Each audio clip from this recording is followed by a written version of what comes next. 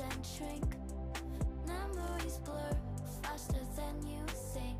One moment's forever, the next just a blink. In this elastic time, we sink or swim. So จะ hold ไป on ดีอันนี้ก็จะเป็นโฮบทที่2การขัดประมาณ this time or wait for you. This elastic flow, each second's precious true. บทที่2กันเรื่องทฤษฎีกันเนาะ What does computer hardware differ to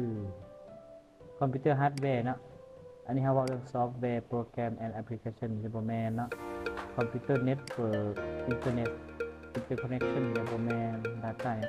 เรื่องฮาร์ดแวร์physical component physical component อาจจะเป็นอย่าง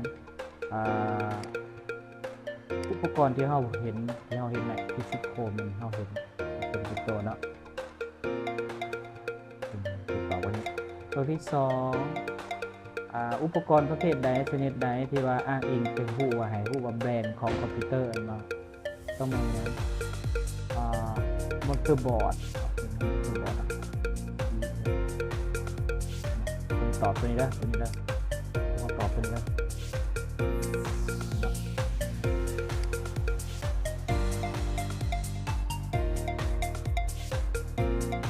ตัวนี้ก็ว่าโปรได้ออกว่าเป็นคุณอ่านเบิ่งแต่อาจารย์ตอบให้แล้วเนาะตอบให้แล้วนึกว่าอาจารย์ตอบให้แล้วเนาะอาจารย์ตอบให้แล้วเนาะได้ขออะไร memory และก็เรื่องหน่วยความจำเนาะอาจารย์ตัวนี้จะมีอยู่ประมาณ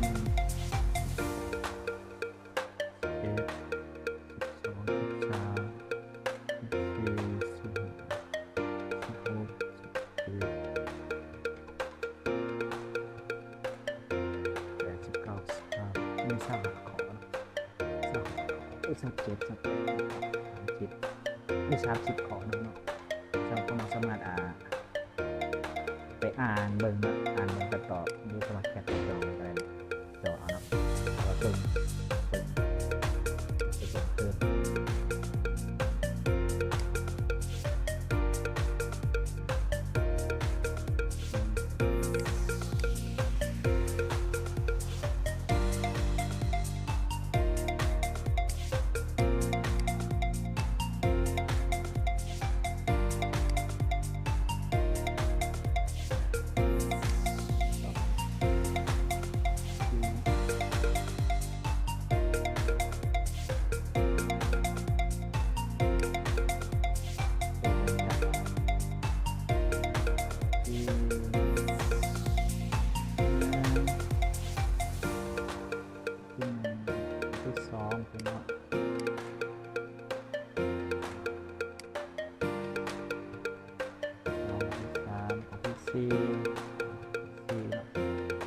Type of memory is used for temporary storage of data เนาะ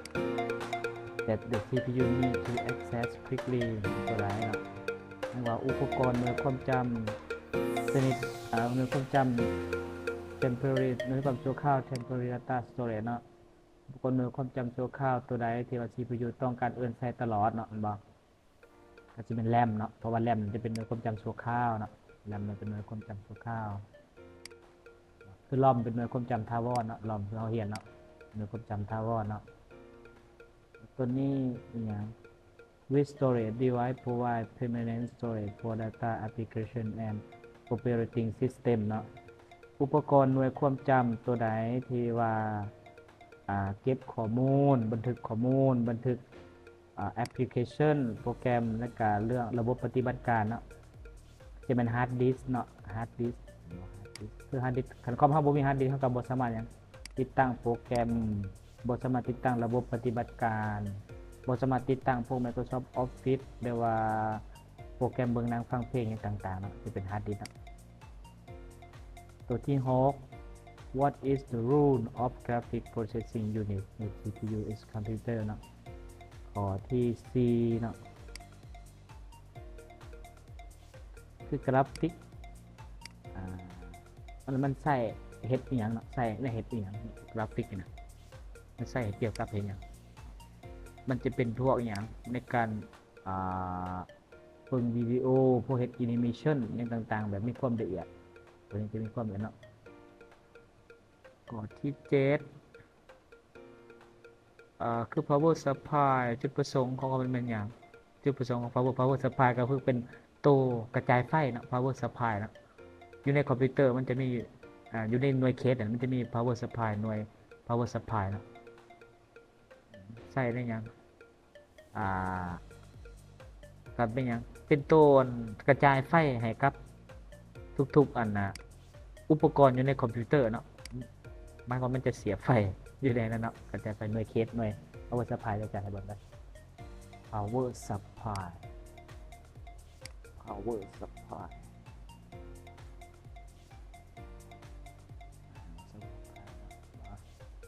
ตัวนี้หมอเก็บไฟหมอหน่วยไฟหมออยู่ในหน่วยนี่นะตัวนี้นะจะเป็นนี่นะอันนี้คือหน่วยหมอ power supply อยู่ในหน่วยเคสเนาะมันจะเป็นตัว connect ไปหาแต่ละอุปกรณ์ที่ต้องการไฟกันเป็นตัวนี้เนาะ power supply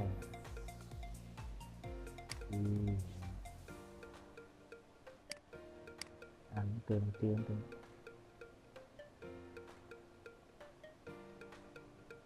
อุปกรณ์ตัวใดที่ว่าเป็นอุปกรณ์ป้อนข้อมูล input device นะที่บอร์ดเลยนะเป็นการป้อนข้อมูลเป็นการพิมพ์ข้อมูลกันนะเนาะ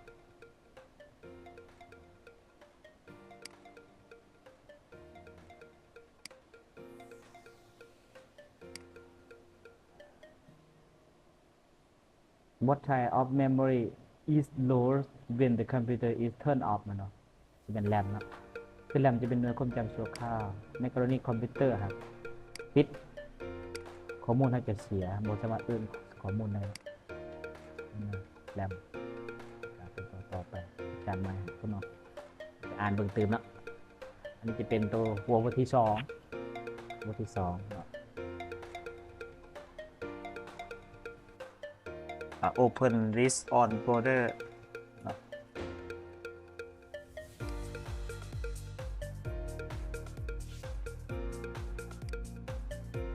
ข้อนี้เป็นข้อ A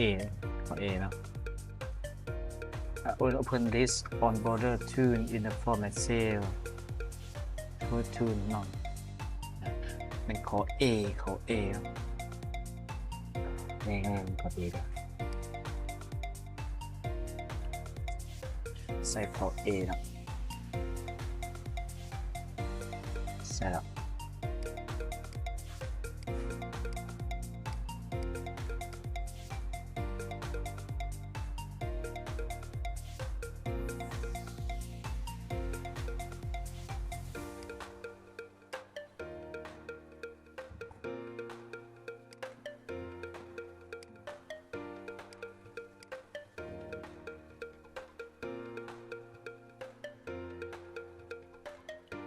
ตัวนี้ก็อาจารย์ไม่ได้เอาออก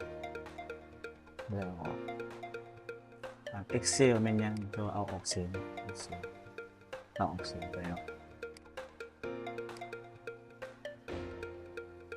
ตัวนี้บ่ได้เอาเนาะตัวนี้เอาออกเสียง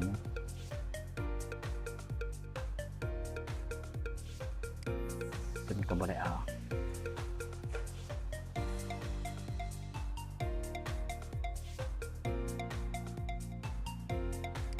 ตัวนี้ออกเสียง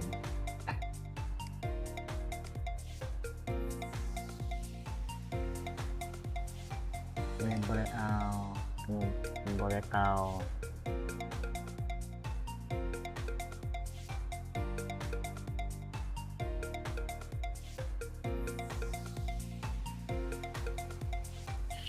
บ่ได้เอาต้นออกเสียง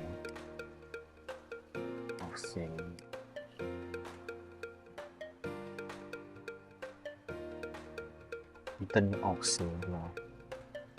ต้นออกเสียงอาจารย์เอาใส่ในบทเสียงไม่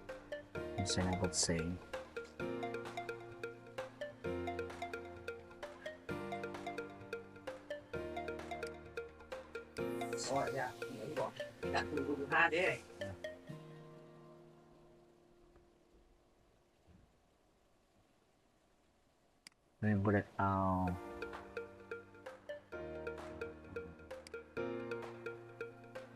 หาตัวนี้เอาเนาะตัวนี้ออกเสียง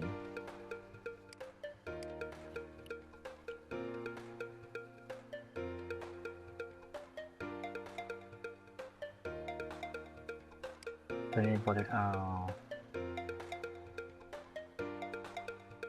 นี่เดนเอาตัวนี้อาจารย์เคยบอกแล้วต่อกับตัวนั้นบางทีแล้วออกเสียงออกเสียงออกเสียงตัวออกเสียงออกเสียงอันหนึ่งละสาวหาคอร์ดเป็นละตัวออกเสียง